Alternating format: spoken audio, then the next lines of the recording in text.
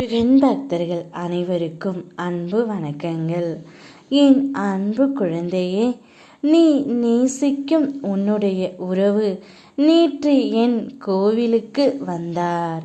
உன்னை பற்றித்தான் என்னிடம் அவர் வேண்டிக் கொண்டார். ஏதோ ஒரு சூழ்நிலை எங்களை காலம் பிரித்து வைத்து இருக்கின்றது அப்பா.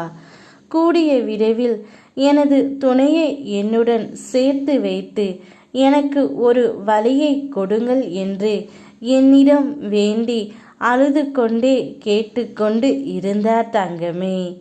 எப்பொழுதும் அவள்தான் என் முகத்தில் வந்து நிற்கிறாள். எங்கே பார்த்தாலும் அவளுடைய முகம் மட்டும்தான் இருக்கின்றது.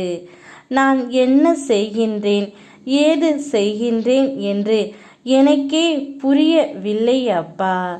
ஏதோ ஒரு பைத்தியம் பிடித்தது போல் இருக்கின்றேன்.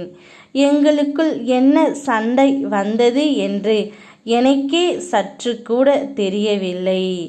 இருந்தாலும் ஏதோ சண்டை போட்டு நான் பிரிந்து வந்துவிட்டேன். பிரிந்து வந்ததற்கான தண்டனையும் நான் அனுபவித்து விட்டேன் அப்பா. எப்படியாவது அவளை என்னுடன் சேர்த்து வைத்து விடுங்கள். நாங்கள் இருவரும் ஒன்றாக வாழ வேண்டும். நல்ல குழந்தைகளை பெற்றெடுக்க வேண்டும். எங்களுக்கென்று ஒரு வாழ்வு இருக்கின்றது அப்பா. அந்த வாழ்க்கையை என் துணையுடன் என்னை சேர்த்து வைத்து விடுங்கள் என்று உன்னுடைய உயிரான துணை என்னிடம் வந்து என் கோவிலுக்கு வந்து கதறி அழுது கொண்டே இருக்கின்றார் தங்கமே. அவர் அப்படி சொல்லும்போது என்னுடைய மனமும் கலங்கிவிட்டது.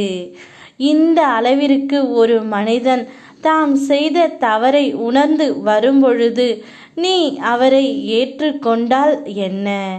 இப்பொழுதுதான் திருந்தி வந்த மனிதன் இனிமேல் தவறு செய்ய மாட்டான் என்பதை புரிந்து கொள். எனது நாமம் உன் உள்ளத்திலும் யோக சக்தியான உதி உன் நெற்றியிலும் இருக்கும் வரை எந்த ஒரு தீய சக்தியும் உன்னை நெருங்க முடியாது தங்கமே. உன் ஏக்கங்கள் எனக்கு தெரியாமல் இருக்குமா என்ன? மன போராட்டத்தை விடுத்து என்னையே சார்ந்திரு.